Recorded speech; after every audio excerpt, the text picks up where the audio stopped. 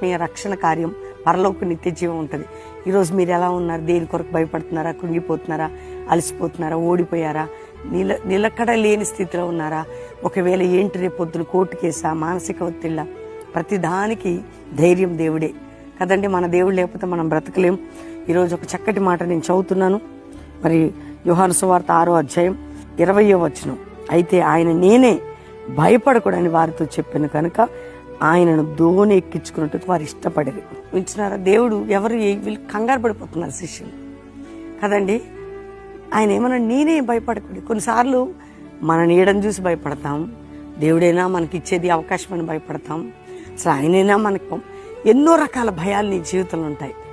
వాళ్ళు కూడా అసలు యేసయ్యా అనుకోలేదు వాళ్ళు, కానీ నేనే భయపడకుడి అని ఆయనను దోణి ఎక్కించుకున్నారట. ఆ దోణి అద్దరికి వాళ్ళు వెళ్లాల్సిన ప్రదేశం చేరినట్టు కింద రాయబడి ఉంటుంది. చూసారా?